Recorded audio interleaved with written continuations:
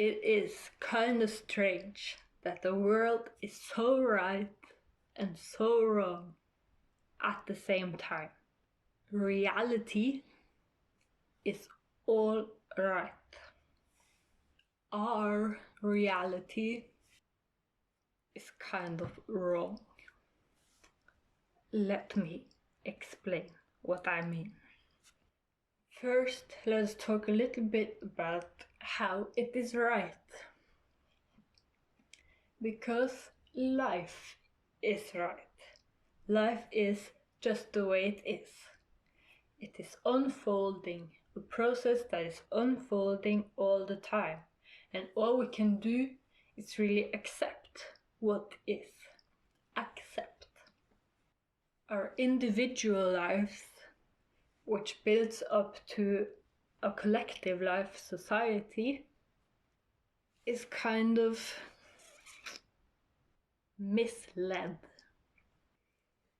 There are some fundamental misunderstandings about what life is and what we are and who we are and how things work. And if these misconceptions are understood by us as individuals and collectively, our world, inner and outer, would look pretty different. For example, we have a tendency of thinking that we are not good enough. We are not enough. And even if you don't think it directly, most of us think it unconsciously. And it is this kind of thing that we carry around with us, and it affects our whole life, our inner world, and how we are acting outwardly, and how we are interacting with the world. It can even stop us from doing anything in extreme cases. And the thing is, it is getting pretty extreme for a lot of people. Let's continue with the example of unconsciously believing that we are not enough, we're not good enough. This can, for example, stop you from saying what you really mean. It can hinder you in disagreeing with people. It can make you want to put on masks.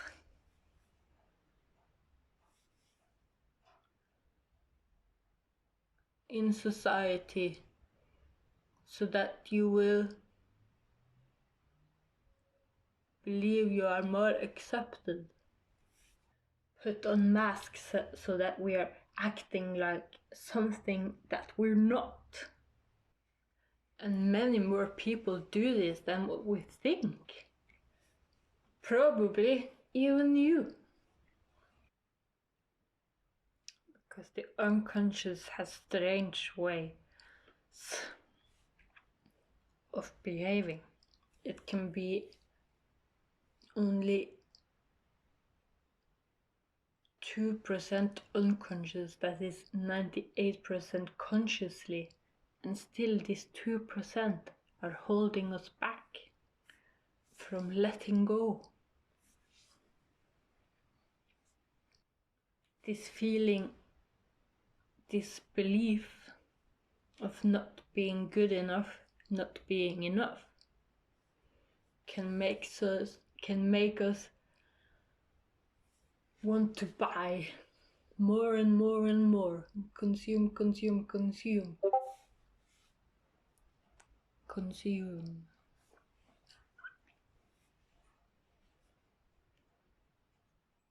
Consume things we both know that are bad for us, and consume things that we didn't even need in the first place. Just to fill up this void this unfulfillable void can feel good there and then, but what does it help in the big picture? Nada, nothing. Nothing.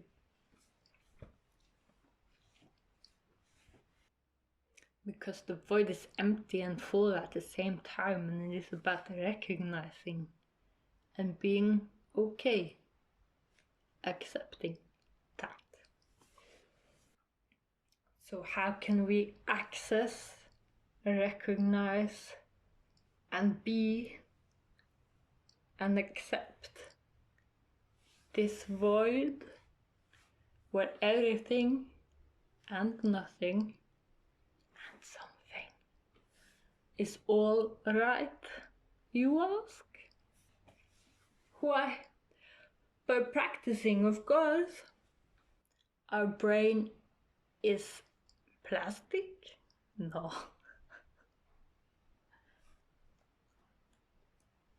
Plastic.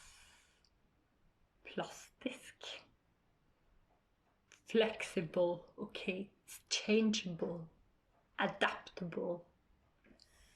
What we focus on in our brain, what our brain focuses on, becomes bigger. What we focus on becomes more accessible. We see more of it. It's like when you're zoning in. The more you look at it, the more details you can see.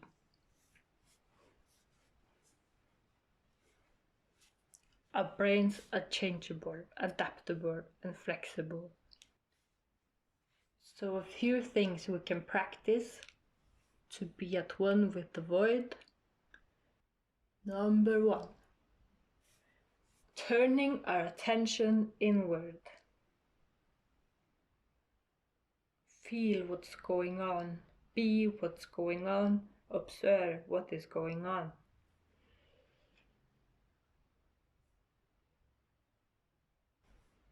Number 2. Practicing being empty. If the bucket is full, there is no room for new water.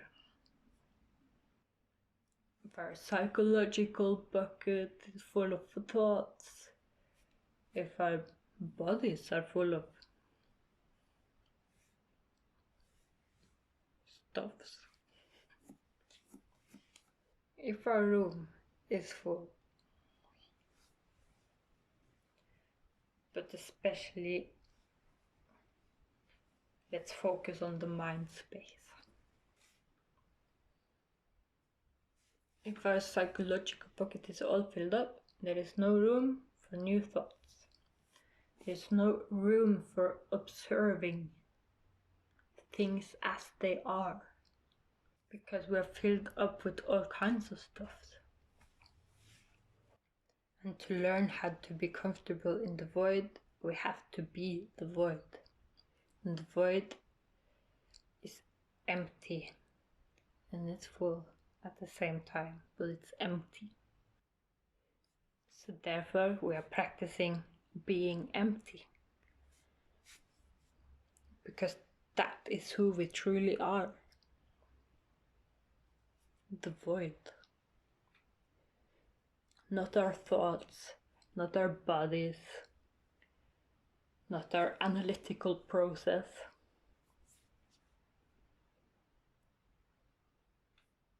We are everything and nothing.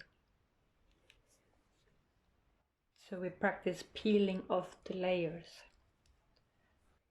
I am not that. I am not that. Or I am that. I am that. Both works. But for being empty, we are empty. Number 3. Accept everything just as it is. I am that. I am that. Accepting this, accepting that. Accepting my anger, accepting my insecurities. It is all understandable when you look at it. I think we'll stop there for now. It was a pleasure talking to you. Thank you. Bye.